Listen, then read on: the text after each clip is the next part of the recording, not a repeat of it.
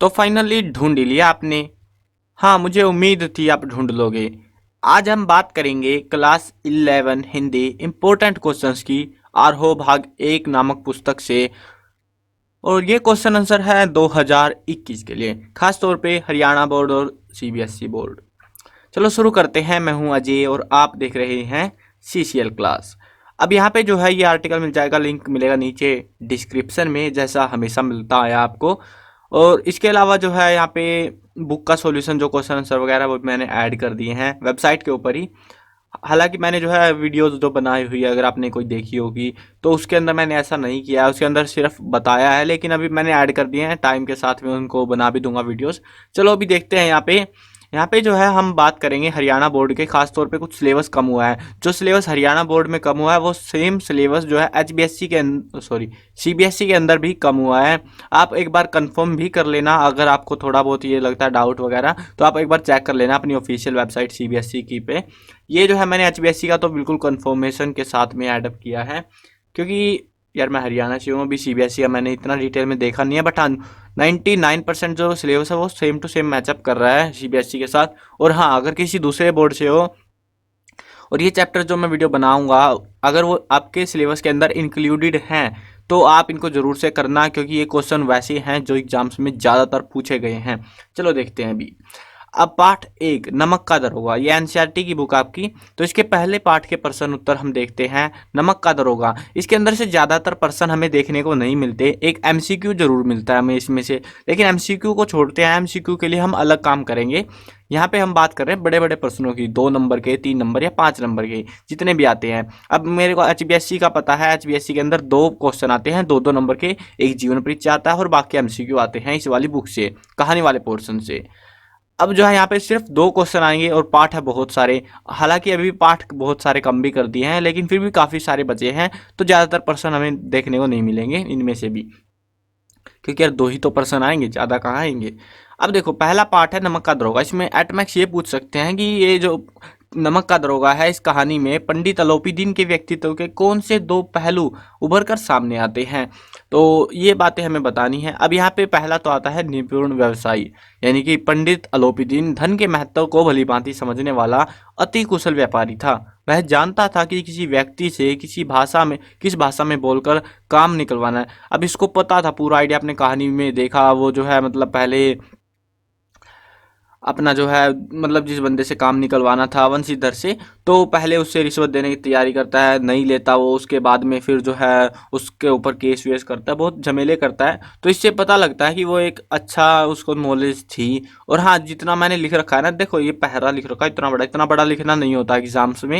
ये इतना बड़ा मैंने इसीलिए लिखा है क्योंकि आपको पूरा याद नहीं रहेगा, मेरे को भी पता है। क्योंकि कुछ स्टूडेंट्स होते हैं रटने वाले, कुछ होते हैं याद करने वाले। अलग फर्क होता है थोड़ा सा, कि जो याद करेंगे उनको पूरा याद नहीं होता ऐसे लाइन टू लाइन। तो जो जो याद रहेगा इसमें से यार वो तो लिख लोगे आप, इसमें से आधा लिख दो, वो भी बहुत ज़्यादा माना जाएगा, क्योंकि 2 नंबर है। इतना सा लिख दो, ये इतना सा बस 2-3 लाइनें लिख दो, इनफ है। पॉइंट बनाना बिल्कुल ना भूले। अब दूरदृष्टि का स्वामी, उसको पता था जब वो रिश्वत दे रहा था तो रिश्वत नहीं ली, उसके बाद में जो है उसकी नौकरी वोकरी छुटवा दी उसने। तो अब जो है वो बहुत दूर की सोच रहा था कि दरोगा जो है वंशीधर, वो गैर कानूनी काम के लिए जो है अलोपीदीन को गिरफ्तार किया था, 40,000 रुपये की रिश्वत दी, लेकिन नहीं माना। उसके बाद में उसे पता लगा कि वो परिश्रमी, ईमानदार और निष्ठावान है, मतलब उसके काम का आदमी है। तो इसमें से ये हमें पता लगता है कि वो दूरदृष्टि का स्वामी भी था। अब देखो नेक्स्ट चैप्टर। अब आप बोलोगे कि सर इसमें से तो कुछ आएगा नहीं, लगता नहीं ये क्वेश्चन भी आएगा। हाँ सही सोच रहे हो आप, क्योंकि नमक का दरोगा में से एमसीक्यू ज़्यादातर 99% केस है कि एमसीक्यू पूछा जाएगा। 2 मार्क्स का क्वेश्चन या बड़ा क्वेश्चन इसमें से नहीं आता है। अब ये वाला चैप्टर देखो आप, मियाँ नसीरुद्दीन। तो मियाँ नसीरुद्दीन के अंदर जो है महत्वपूर्ण प्रश्न उत्तर है, पार्ट 2 है।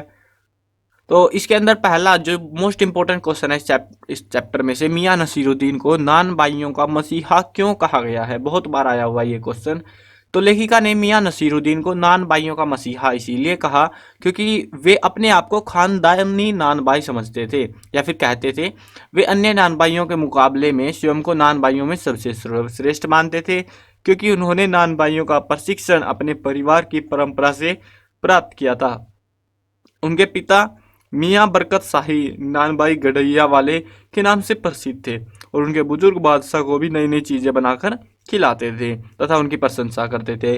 मियाँ नसीरुद्दीन स्वयं 56 प्रकार की रोटियां बनाने के लिए फेमस थे, तो इसीलिए जो है उसको नान भाइयों का मसीहा कहा गया है। बहुत इंपॉर्टेंट क्वेश्चन है, मोस्टली बोर्ड्स में आपको देखने को मिलेगा। अगर किसी दूसरे बोर्ड का भी ये वीडियो देख रहा है एचबीएससी सीबीएसई के अलावा, सो उनके एग्जाम्स में भी ये क्वेश्चन बहुत बार देखने को मिल सकता है आपको, बहुत ज़्यादा इंपॉर्टेंट है ये चैप्टर में से। अब देखो नेक्स्ट क्वेश्चन है, मियाँ नसीरुद्दीन शब्द चित्र में निहित संदेश स्पष्ट कीजिए।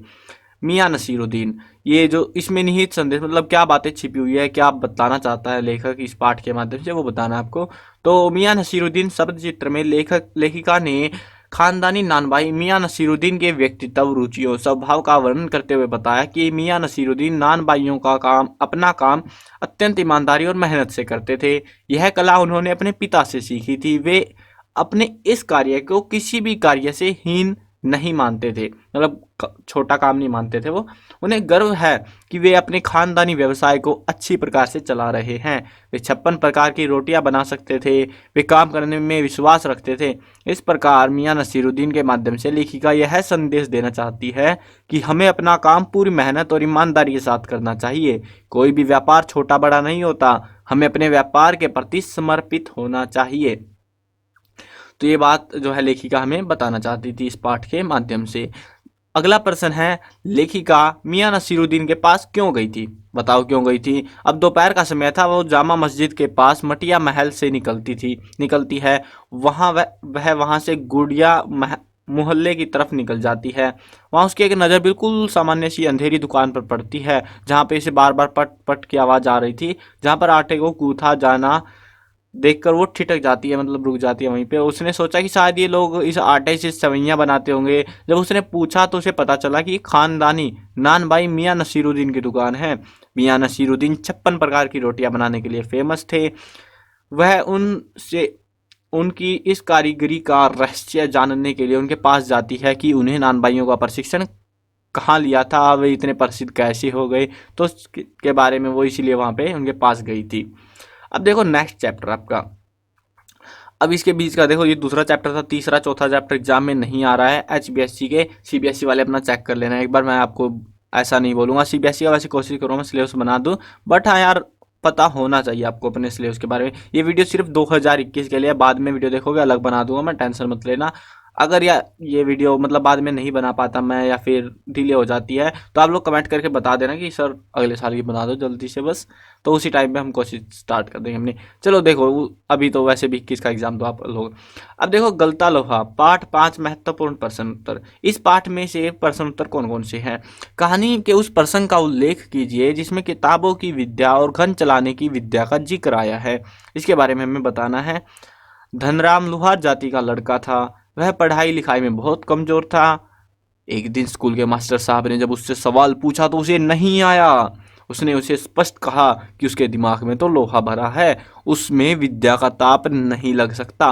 वास्तव में धनराम के पिता के पास भी इतना धन नहीं था कि वह अपने पुत्र को पढ़ा लिखा सके।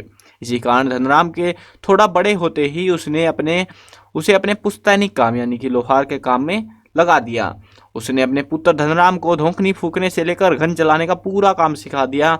और इसीलिए बोलते हैं कि किताबों मतलब इस प्रसंग में किताबों की विद्या और घन चलाने की विद्या का जिक्र आया है। इस प्रकार से आया वो जिक्र। धनराम मोहन को अपना प्रतिद्वंदी क्यों नहीं समझता था? बहुत ही सिंपल क्वेश्चन, लेकिन बहुत ही बार पूछा गया। मोहन धनराम से बहुत अधिक बुद्धिमान था। मोहन जो है धनराम से अधिक बुद्धिमान था।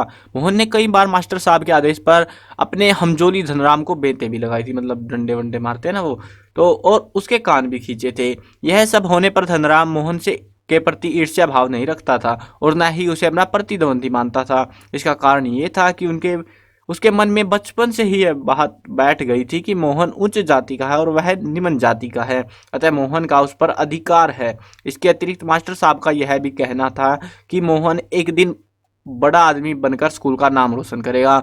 उसे मोहन के प्रति उच्च भाव रखने पर मजबूर कर देता है। उसे भी मोहन से बहुत आशाएं थी कि वह अपनी हद जानता था। इसी कारण धनराम मोहन को अपना प्रतिद्वंदी नहीं समझता था। अब देखो 2 नंबर का प्रश्न आता है, ये जो लिखा हुआ ये पहरा सब, ये भी काफी बड़ा है, एक आधी लाइन छूट जाए कुछ फर्क नहीं पड़ता, रटना मत, समझ लेना। कहानी का नहीं पता है तो वीडियो वगैरह देख लेना। बाकी मैंने भी बना रखी है वीडियोस, प्लेलिस्ट का लिंक मिलेगा डिस्क्रिप्शन में। अब देखो next question, master Trilok Singh के किस कथन को लेखक ने जुबान के चाबुक कहा है और क्यों? ये कई बार आया है एचबीएससी के अंदर, सीबीएसई के अंदर हालांकि मेरे को ये देखने को नहीं मिला, बट हाँ एचबीएससी में बहुत बार पूछा गया है। तो यहाँ पे देखो, अब मास्टर त्रिलोक सिंह ने कौन से कथन में कहा जाबुन जुबान के चाबुक कहा है और क्यों कहा है? धनराम एक निम्न जाति का लड़का था, उसे पढ़ाई लिखाई में मन तो लगता ही नहीं था। उसे स्कूल के बाद अपने लुहार पिता के साथ भी काम करना पड़ता। पढ़ाई में जब उसे एक दिन सवाल नहीं आया तो मास्टर साहब ने उसे कहा कि तेरे दिमाग में तो लोहा भरा है रे, विद्या का ताप कहाँ लगेगा इसमें। मास्टर साहब के इसी कथन को लेखक ने जुबान का चाबुक कहा है। मतलब एक होता है कि फिजिकली मार दो, ये होता है बातों बातों में मार दो, वो सीन हुआ है। मास्टर साहब ने इस कथन ने चमड़े के चाबुक से भी गहरी चोट की थी। इस कथन को सुनकर धनराम के दिमाग में यह बात बैठ गई कि वह पढ़ लिख नहीं सकता और उसे तो अपने पुश्तैनी लोहागिरी के काम को ही करना है। जुबान से निकले शब्दों की चोट अक्सर गहरी होती है। मास्टर साहब के इस कथन ने भी धनराम पर बहुत गहरा प्रभाव डाला। इसी कारण लेखक ने इस कथन को जुबान का चाबुक कहा है। अब यार वीडियो लंबी जा रही है, वीडियो को करते हैं यहीं पे एंड, और इसके अलावा जो बाकी के चैप्टर बच गए वो नेक्स्ट पार्ट 2 के अंदर करवा देंगे, और ये जो है इस बुक के सारे चैप्टर्स हो जाएंगे पार्ट 2 में। तो चलो वीडियो करते हैं ख़त्म। मैं कवर करने वाला हूँ क्लास 8, 9, 10, 11 और 12th क्लास की सभी सब्जेक्ट्स की videos, Hindi medium English medium दोनों में होने वाली है। तो यार इंतजार किस चीज़ का कर रहे हो आप? सब्सक्राइब का बटन नीचे है, सब्सक्राइब कर लो, साथ में घंटी आएगी उसको दबा देना ताकि कोई अपडेट आपसे छूटने ना पाए।